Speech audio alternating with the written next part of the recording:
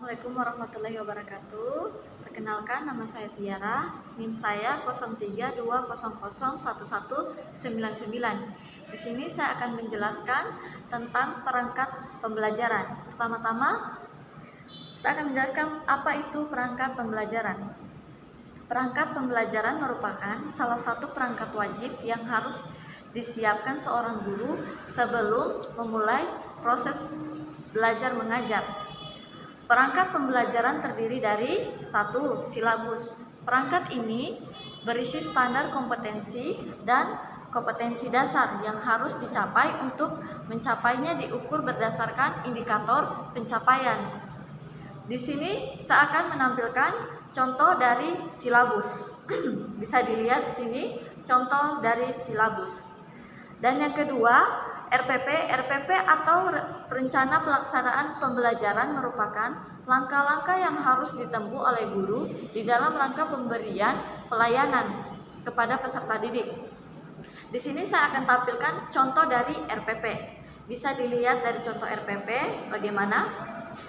Dan yang ketiga, saya akan menjelaskan program tahunan atau prota merupakan batasan materi yang harus diselesaikan dengan waktu yang tertara jelas dalam tabel program tahunan. Di sini saya akan tampilkan tentang contoh dari prota itu sendiri. Bisa dilihat dari sini. Saya akan menjelaskan yang keempat, PROMES.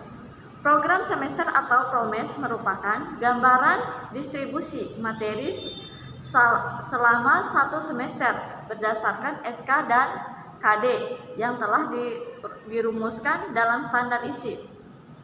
Di sini saya akan tampilkan contoh dari PROMES. Bisa dilihat sebelah sini contoh dari PROMES. Yang kelima, buku absen. Buku ini berisi sejumlah nama peserta didik dalam kelas yang kita bina. Buku ini gunanya untuk mengontrol kehadiran peserta didik. Di sini saya akan tampilkan contoh dari buku absen. Bisa dilihat. Yang keenam, buku jurnal. Buku ini berisi beberapa catatan penilaian perilaku peserta didik selama pembelajaran dilaksanakan, mulai dari kedisiplinan, tanggung jawab, kerjasama, dan lain sebagainya. Di sini saya akan tampilkan contoh dari buku jurnal. Bisa dilihat di sini. Yang ketujuh, buku penilaian. Buku ini digunakan untuk menyimpan data-data hasil evaluasi terhadap peserta didik. Di sini saya akan tampilkan contoh dari buku penilaian. Bisa dilihat. Yang kedelapan, bundel portofolio. Tugas-tugas yang dikerjakan oleh siswa dikumpul jadi satu bundel. Biasanya digabung per kelas bahkan per individu.